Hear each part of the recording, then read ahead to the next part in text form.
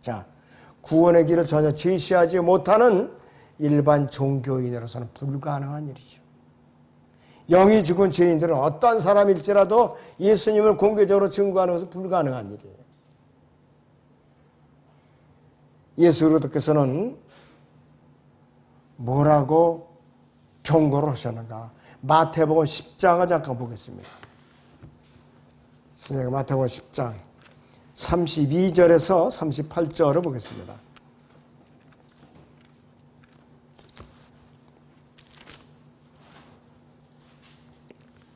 마태복음 10장 32절에서 33절을 보죠. 그러므로 누구든지 사람들 앞에서 나를 시인하면 나도 하늘에 계신 나의 아버지 앞에서 그를 시인할 것이나 누구든지 사람들 앞에서 나를 부인하면 나도 하늘에 계신 나의 아버지 앞에서 그를 부인하리라 그랬어요. 난 무서운 말씀이에요. 그리고 사도 바울은 어떻게 우리에게 일러주고 있는가? 로마서 10장 9절에서 10절이죠. 여러분들 너무나도 잘 알고 있는 구절이에요. 내가 내 입으로서 주 예수를 시인하고 또 하나님께서 그를 죽은 자로부터 살리신 것은 네 마음에 믿으면 구원을 받으리라 이렇게 결론 내리고 있어요. 예수 그리스도를 공개적으로 시인하지 않고 숨어서 지내는 삶이 가능한 일인가? 성경적으로 가능한 건가? 불가능해요. 그 사람의 정상적인 생명이 있다면 불가능한 일이라 이것이. 잠시 동안은 숨어서 지낼 수 있어요. 증거하지 않고. 그런데 결론적으로 영원히 숨기는 것은 불가능하다. 불가능하다 이것이요. 아리마대 요셉은요, 처음에는 자신을 드러내질 않았어요. 그런데 이제 예수님께 갈보리 십자가 못 박혀서 죽으셨을 때 해가 지기 전에 빌라도에게 공개적으로 나타났고 예수님의 시체를 달라고 예수님을 공개적으로 시인한 거예요. 요한복음 19장 48절에서. 또 한 사람이 있죠. 니코데모. 요한복음 3장에서 몰래 밤에 예수님을 찾아왔던 자예요. 그리고 거듭나는 것이 뭡니까? 모태에 다시 들어갔다 나오는 것이 거듭나는 것이옵니까? 이렇게 순전하게 물어봤던 사람이에요.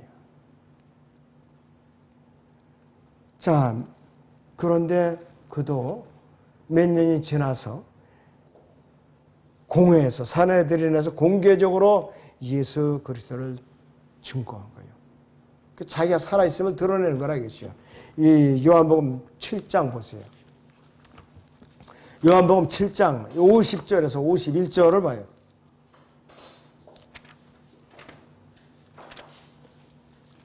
요한복음 7장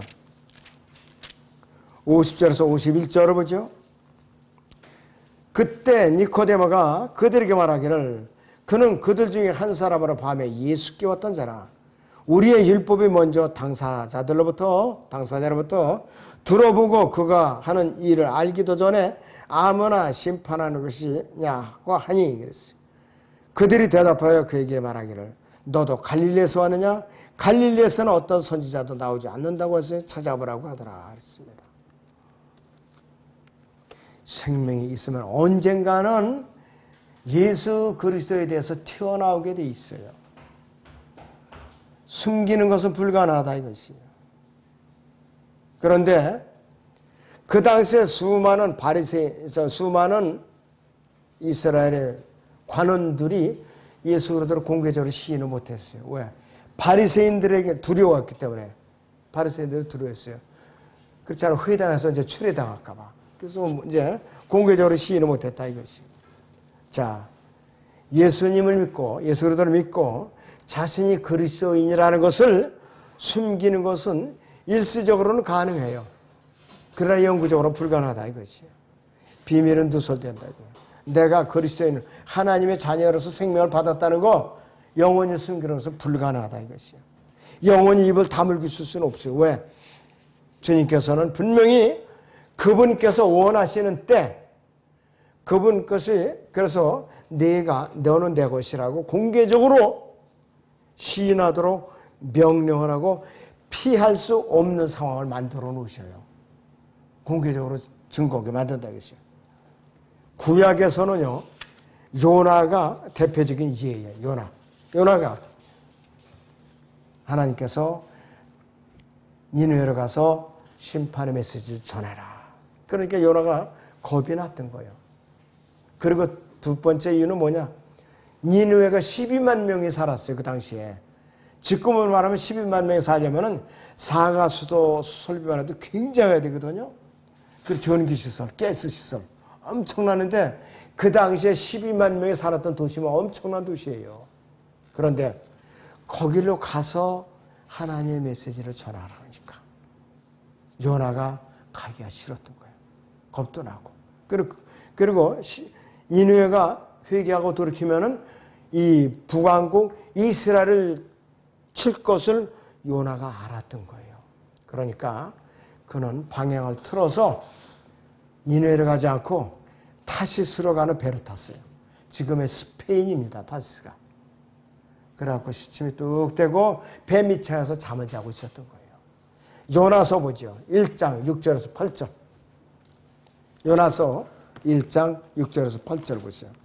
소선지서.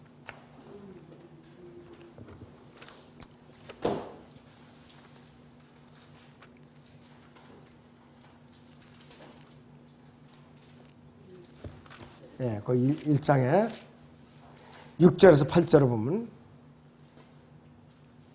자, 4절부터 보죠. 예? 그러나 주께서 큰 바람을 바다로 보내셨더니 바다에 큰 폭풍이 일어나서 배가 거의 부서지게 된지라. 그때 뱃사람들은 두려워서 각자 자기 신에게 부르짖고 배에 있는 물건들을 바다에 던져 그들의 배를 가볍게 하더라. 그러나 요나는 배 밑으로 내려서 누워 곧 잠이 들었더라. 그러므로 선장이 그에게 가서 그에게 말하기를 오 잠자는 자여 어찌 된 일인가? 일어나서 네 하나님께 구하라. 혹시 하나님께서 우리를 생각하시어 우리를 멸망하지 않게 하실까 하노라 하더라.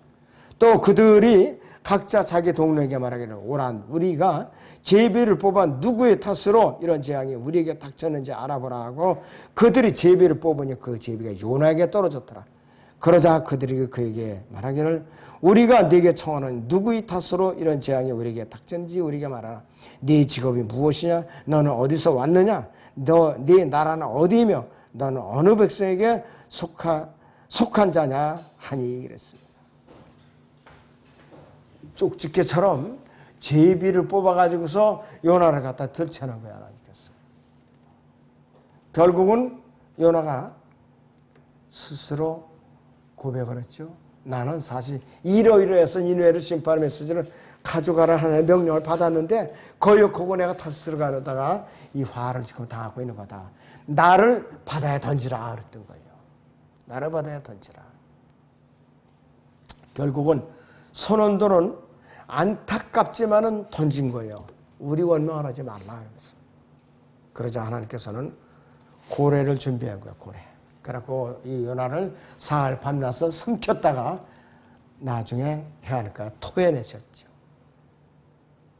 요나는 불만이 많은 자예요. 그런데 요나가 떼 옆에 있는 게 안타까우니까 박농크로 키워갖고 그늘을 세워주니까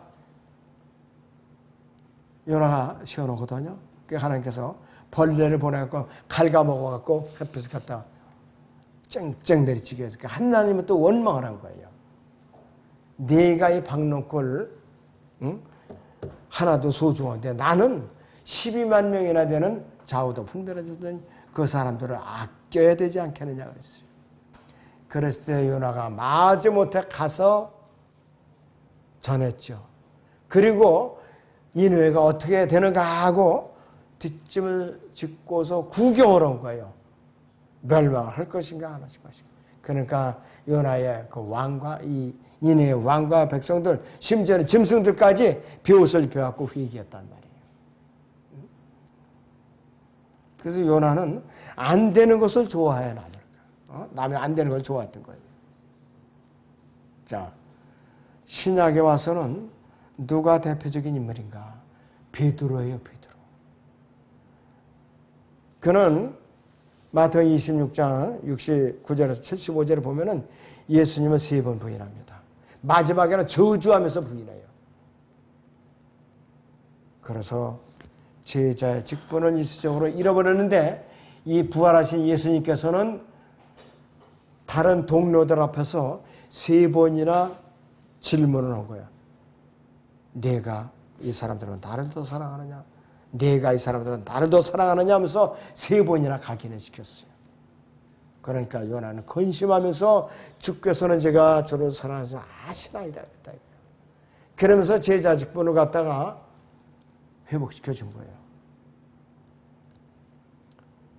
제자 직분을 잃어버렸을 때 예수님께서는 뭐라고 구분했냐면은 다른 11 제자들과 베드로 이렇게 베드로는 제자라는 직분을 띄워버렸어요. 아예. 그래갖고 다른 제자들과 베드로로 같이 오라고 그랬다고. 우리가 공개적으로 예수 그리스도를 시인해야 되는 이유가 뭐냐 이거예요. 그 우리가 지침이 있는데 마태복음 28장을 보죠.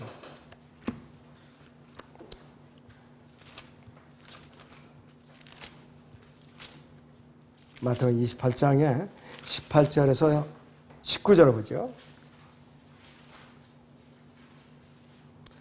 그 후 예수께서 그들에게 오셔서 일러 말씀하시기를 하늘과 땅에 있는 모든 권세를 내게 주셨도다. 그러므로 너희는 가서 모든 민족들을 가르치고 아버지와 아들과 성령의 이름으로 침례를 주며 내가 너희에게 명령한 모든 것을 가르쳐 지키게 하라. 보라 내가 세상 끝까지 너희와 항상 함께 있으리라고 하시더라. 아멘. 그렇습니다.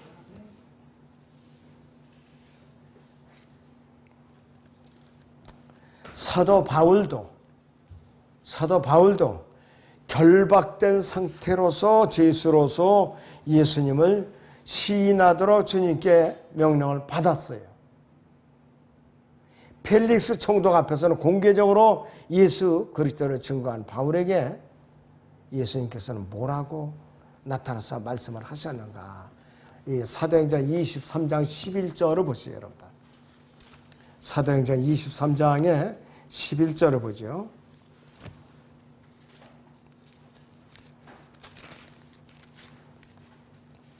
그날 밤 주께서 바울 곁에 서서 말씀하시길 바울아 기운을 내라. 네가 예루살렘에서 나에 관한 일들을 증거한 것과 같이 로마에서도 증거해야 하느니라. 이렇게 말씀을 하고 있어요. 또 사도행전 27장 24절을 보죠. 27장의 24절을 보시죠.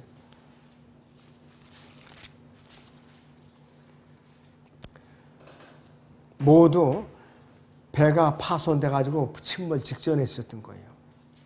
말하기를 바울아 두려워 말라. 네가 반드시 카이사 앞에 서야 하리라. 그러므로 보라 하나님께서 너와 함께 행하는 모든 사람들은 너에게 주셨느니라고 하였느니라.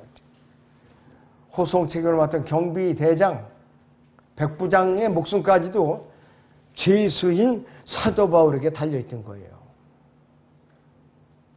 그래서 결과적으로는 로마에까지 압송돼서 갔죠.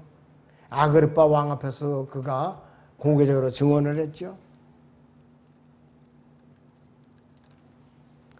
예화를 제가 드는데 여기서 한 3번 정도 예화를 드네요. 이번째 2차 대전 당시에 일본군 사병에 탈영을 했어요. 너무 고단하니까. 그런데 그 일본군 헌병이 이걸 체포해 와야 되는데 이걸 어떻게 군중사에 숨었으니 어떻게 찾아내야 될까. 사복을 입고 도망갔으니까. 그래갖고 아이디어를 낸 거 있어요. 군중을 향해서 차려 타고 구호를 외치니까 요 사복을 입었던 탈영병이 자기도 모르는 사이에 그냥 무의식적으로 차렷 자세로 치운 거예요. 그래갖고 체포해가지고 병영으로 데려간 사건이 있어요. 싫어합니다, 이거. 자, 우리도 그리스도인도 그리스도의 도를 따르도록 인침을 받은 존재이기 때문에 마치 탈영한 사병이 군중 속에 숨어있다가 무의식 중에 차렷하는 군호에서 자신의 신분에 노출되듯이 끝까지 우리 자신의 신분을 숨기고 있는 것은 불가능한 거예요. 진정한 그리스도인은 무언가 그리스도인이라면 무언가 표가 나게 마련이에요. 표가 안 난다. 그건 구원을 의심해 봐야 돼요. 자, 첫째로 예수 그리스도를 시인하는 삶은 믿음을 강화시켜줘요. 믿음을 강화시켜준다. 믿음을 강화시켜주고 그분께서 우리에게 시키고자 하시는 일을 할 만한 용기를 주셔요. 더 예수님을 증거하는 그리스도인은 어떤 사람이냐 좀처럼 타락을 하질 않아요. 또 영적으로 좀처럼 무기력증에 걸리질 않아요. 또 많은 사람들이 타락하는 원인은 뭐냐? 공개적으로 예수 그리스도를 시인하지 않는 데 있는 것이에요. 자, 그래서 우리는 예수 그리스도를 시인함으로써 생활에서 얻을 수 있는 가장 큰 축복을 얻고 기쁨을 얻게 된다 이것입니다. 나에게 오는 영적인 기쁨은 어디서 오느냐? 예수 그리스도께서 순종하는 데서 오는데 예수 그리스도를 공개적으로 시인한다는 것은 순종의 열매에서 오는 거예요. 순종의 열매에서. 예수 그리스도를 매일 시인하는 사람은 시인하는 삶에 위축되지도 않고 자신감을 갖게 되고 매 순간마다 예수 그리스도를 증거하는 사람은 좀처럼 자신의 구원을 의심을 하질 않아요. 또 주 예수 그리스도를 교제하지 않는 사람은 특징은 뭐냐? 영적 성장에 멈춰 있는 사람들이에요. 자신의 삶 속에서 예수 그리스도가 자신의 주이시고 구주이심을 공개적으로 대중들에게 고백할 자신이 있고 또 일정한 시간과 장소를 내는 사람, 타락하지 않아요. 그리고 예수 그리스도를 고백함으로써 많은 문제들이 해결이 돼요. 많은 문제들. 다른 사람들은 우리가 누구이고 무엇을 지지하는가를 알고서 분명히 우리의 입장을 존경하는데 사람들이 비록 우리를 미워하고 멸시한다고 할지라도 우리의 태도를 존경해요. 태도를 존경한다 이것이. 비록 그들이 하나님을 멸시하고 성경을 부인하고 성적으로 또 타락한 자들일지라도 타협하지 않는 강직한 그리스도인 앞에서는 어떻게 되느냐? 존경을 표시하게 돼 있어요. 그리스도인은 세상과 타협해서는 그걸로 끝장입니다. 세상은 나약하고 겁먹고 자신이 그리스도인이라는 것을 숨기고자 하는 그리스도인을 경멸합니다. 경멸해요. 자, 세상적인 오락장소에 가고자 하는 유혹을 우리는 어떻게 물리칠 수가 있는가? 예수 그리스도를 시인하는 삶을 삶으로써 그런 유혹들을 다 물리칠 수가 있어요. 자, 예수 그리스도를 시인하는 것은 뭐냐? 그 중에 하나는 자기가 소속된 지역교회로 많은 사람들을 초청해 오는 거. 그것도 공개적으로 시인하는 거예요. 또 예수 그리스도를 공개적으로 고백함으로써 세상과는 다른 집단에 속하게 돼 있어요. 이 세상과 성별되게 돼 있다 이것이. 자, 예수 그리스도를 시인하는 방법은 아주 다양합니다. 첫째는 교회 모임에서 공식적으로 시인할 수 있고 기도 모임에서 공식적으로 시인할 수 있고 또 청년부 모임이나 간증 모임에서 이제 공개적으로 간증을 하면서 시인할 수가 있고 매일 대화 속에서 친구들이나 친척들이나 이웃들에게 사적으로 예수 그리스도를 증거함으로써 시인할 수가 있는 것이. 그리스도인은 또 공식적으로 구원 간증을 통해서 친례 순종함으로써 예수 그리스도를 공개적으로 시인할 수 있는 거예요. 그렇기 때문에 구원 간증을 하라는 것이요. 그렇기 때문에 침례에 순종하라는 것이에요. 왜? 공개적으로 주님을 시인하는 거라 이것이에요. 회중들 앞에서. 그리고 성경에 기록된 대로 올바른 교리를 행하고 또 섬기는 지역교회에 출석함으로써 예수 그리스도를 공개적으로 시인하는 거예요. 대단히 중요하다 이것이요. 자, 그리고 가장 어려울 수는 있지만은 친척들과 친구들과 낯선 사람들에게 증거함으로써 과연 내가 어떻게 주님을 영접해서 구원을 받았는가 일일이 대화를 통해서 공개적으로 이 자체들의 일련의 이 모든 것들이 주님을 공개적으로 시인하는 것이에요. 이것들이. 자, 가장 견디기 힘든 그리스도인의 삶은 뭐냐? 예수 그리스도를 시인하지 않는 거예요. 입을 다물고 있는 거라 이것이에요.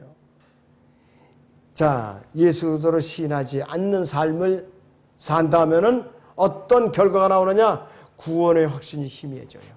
의심은 품게 되고 또 매사에 의욕을 잃고 또 삶의 기쁨이 사라지고 무기력해지고 영적으로 육신적으로 모든 문제들이 복잡하게 얽혀지게 돼 있어요.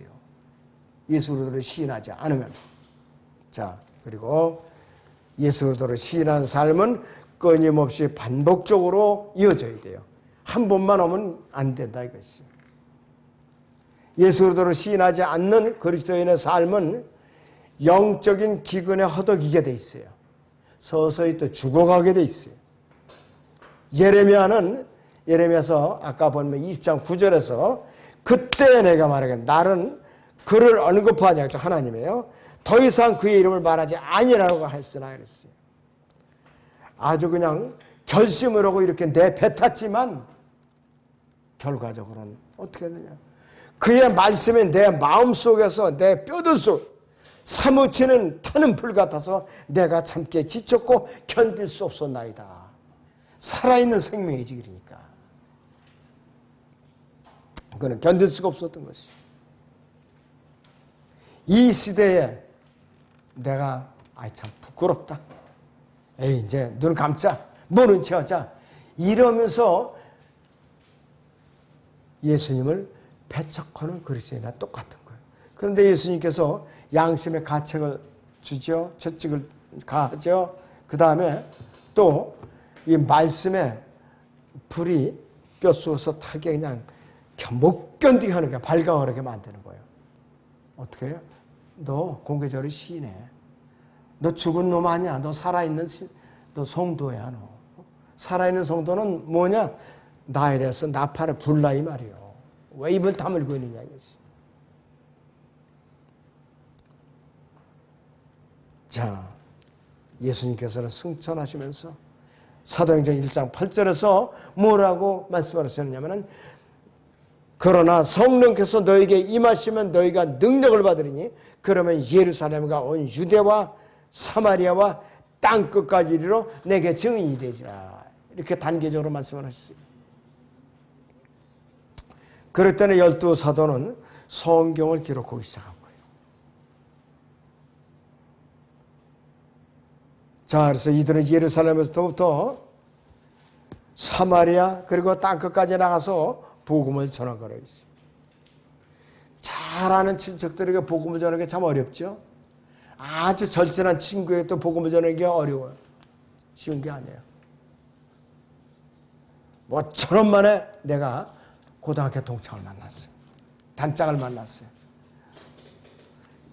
분명히 입은 열긴 열어야 되는데 머뭇머뭇거리다가 비겁하게 목소리 말하게 겨 들어가는 소리로 예수님을 믿으면 좋기는 한데 어쩌고저쩌고 하면서 얼버무리더라 이거예요. 그러니까 그 친구가 비웃고 이런 째째기는 이놈아. 야 인마 세상 너처럼 복잡하게 살지 말고 즐겁게 살아.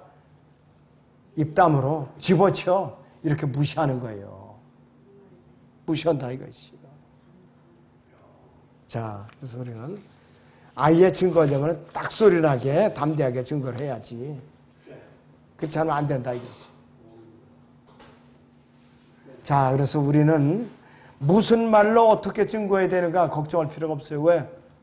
자기가 생명이 살아있다면 주님께서 그 상황에 맞게 그때 말씀을 주셔요. 이게 정상적인 그리스도인이에요. 분명히 암송을 굳이 안 했어도 준다 이거예요. 마침표 내용이 조금 틀리더라도 골자는 다전하게 생각을 나게 해주시는 거예요. 예수님께서 그랬죠. 무슨 말씀을 어떻게 전할까 너희가 근심하지 말라. 내가 그때마다 너에게 구별해 주리라고 했어요.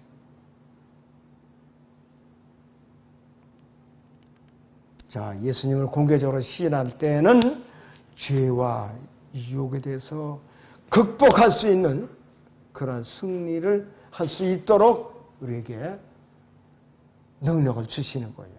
이 세상 사람들도요, 겉으로는 태어난 죄도 매일같이 죄 때문에 시달리고 있는 사람들이 많이 있어요. 양심에 찔림을 받는 사람이 많이 있어요, 우리 주위에. 근데 다만 복음을 못 듣고 그 사람들이 진짜 죄가 무엇인가, 해방되는 길이 무엇인가 몰라서 그들이 헤매고 있는 것이에요. 거기에 우리가 필요한 거예요, 바로. 자, 그렇기 때문에 우리 그리스도인들은 정상적으로 주님을 증거하다 보면은 고난이 있다는 것은 필연적인 거예요. 내가 예수를 믿고 나니까 만사형 통하고 좋은 일만 생기더라. 천만의 말씀이요. 아니에요. 어려운 일이 더 많이 생겨요. 사람들로부터 비난받게 되고. 자, 그래서 만약 사람들이 두려워가지고서 뒤로 물러나고 두려움에 떨 경우에는 어떻게 되느냐? 그때는 하나님의 위로의 말씀을 빨리 찾아서 읽고 위로를 받아야 된다 이것이죠. 디모데후서 보죠. 1장. 디모데후서 1장.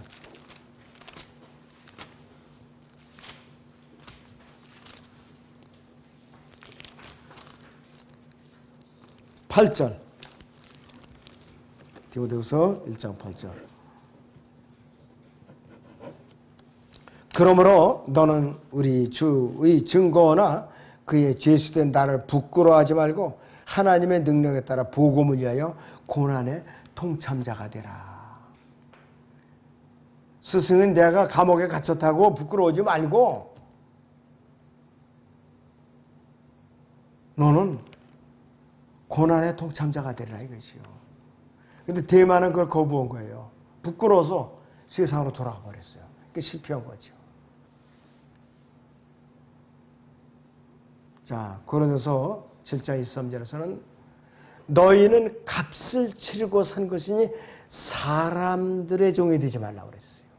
사람들의 종이 되지 말라고 그랬어요. 자, 그렇다면은 예수 그리스도를 시인하는 삶을 지속적으로 유지할 수 있는 비결은 뭐냐 이것이. 예수 그리스도를 고백하지 못하는 이유는 뭐냐? 구원의 확신이 없거나 하나님의 말씀에 대해 불신을 갖거나 둘 중에 하나예요. 그래서 자신의 삶이 예수 그리스도 앞에서 기쁨이 되지 못하고 구원의 확신을 의미를 의심하게 되고 자신의 양심이 정죄를 받기 때문에 예수 그리스도를 공개적으로 시인할 수 없게 되는 것이에요. 그럼 뭐냐? 비겁한 자가 되는 것이.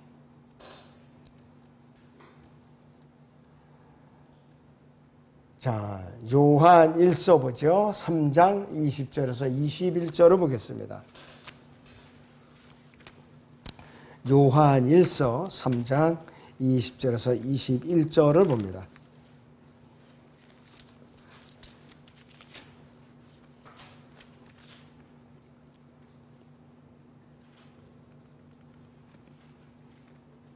여기 보시 20절에서 21절 보니까 이는 만일 우리 마음이 우리를 정죄한다면 하나님은 우리 마음보다 더 크시고 모든 것을 아시기 때문이라. 사랑하는 자들아, 만일 우리 마음이 우리를 정죄하지 아니면 우리가 하나님 앞에서 담대함을 얻고 그랬어요. 무엇이든지 구하는 것을 그에서 받나니 이는 우리가 그의 계명들을 지키고 그의 목전에 기쁨이 되는 일들을 행함이라고 그랬어요. 하나님과의 관계가 정상적으로 서 있다면은 다 극복해낼 수 있는 문제들이에요. 사도 바울은 그가 이제 앞으로 예루살렘에 올라가서 체포될 것을 미리 내다보고 에베소 교회 장로들 앞에서 뭐라고 얘기를 했느냐. 사도행전 20장에 26절, 27절에서 이렇게 말하고 있어요. 그러므로 내가 오늘 너에게 증거하노니 모든 사람의 피로부터 내가 깨끗하니 그랬어. 이는 내가 하나님의 모든 계획을 조금도 주저함이 없이 너에게 전해줬다 했어요. 하나님의 모든 계획에는요, 이 우주 창조부터 시작해가지고 예수님의 초림, 그 다음에 교회 시대 대환란, 아마겟돈 전쟁, 지상 왕국, 영원까지 다 포함된 것이 하나님의 모든 계획이에요. 자, 예수님께서는 우리가 구원을 받았는지 안 받았는지 그분은 정확하게 아셔요.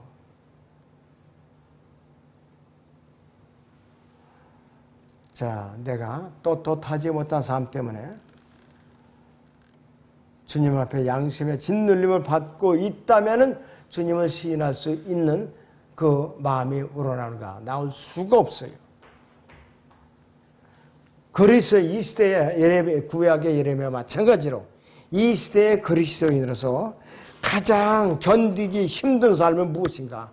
첫째는 예수 그리스도를 증거하지 않는 삶이 가장 견디기 힘든 삶이에요. 그리고 그리스도인으로서 신분을 숨기고 살려고 발버둥치는 것이 가장 견디기 힘든 삶이래요. 신약 성경에는요, 증거하라는 명령만이 있어요. 증거하라. 모든 그리스도인이 예수 그리스도를 시인하는 삶을 끊임없이 유지하는 비결이 두 가지가 있어요. 첫째는 성령으로 충만한 상태를 지속적으로 유지하는 것. 두 번째는 예수 그리스도께 내 삶을 전적으로 의지하는 것이요. 이 두 가지가 조건이 갖춰지면은 예수 그리스도를 끊임없이 시인하고 증거할 수가 있는 것이요. 예수님께서 지금 살아 역사하시는 거예요. 하나님 보좌 오른편에 앉아 계시요. 그분께서는 장세를 사흘 만에 살아나셨고 지상 40일 동안 사역을 하시다가 승천하셔서 하나님 보좌 오른편에 지금 계셔요. 중보자로 계시고 변호인으로 계시고 대제사장으로 계셔요. 우리는 이러한 살아계신 예수 그리스도 세상에 알리기 위해서 그 예수 그리스도의 대사들이 되어야 되는 것이요. 입을 다물고 있으면 대사들이 아니라 뭐냐? 비겁자들이라 이것이. 예레미야서 20장 9절 하반절을 이제 다시 보겠습니다. 예레미야서 20장 9절.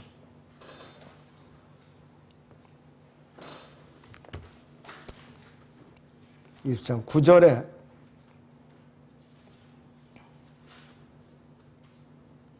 자, 처음부터 보죠. 그때 내가 말하기를 나는 그를 언급하지 아니하고 더 이상 그의 이름을 말하지 아니하리라 하였으나 그의 말씀이 내 마음속에서 내 뼈들 속에서 사무치는 타는 불 같아서 내가 참기에 지쳤고 견딜 수 없었나이다. 그랬어요. 이 예레미야의 이런 마음이 이 시대의 마지막 라우디게아 교회에서 사는 이 시대에 우리 그리스도인들에게 삶의 자세가 되어야 돼요. 아무튼 여러분들이 예레미야의 마음을 여러분들이 헤아려서 과연 내가 지금 어떤 상태에 있는가 이거를 잘 살펴보시기 바랍니다. 기도하겠습니다.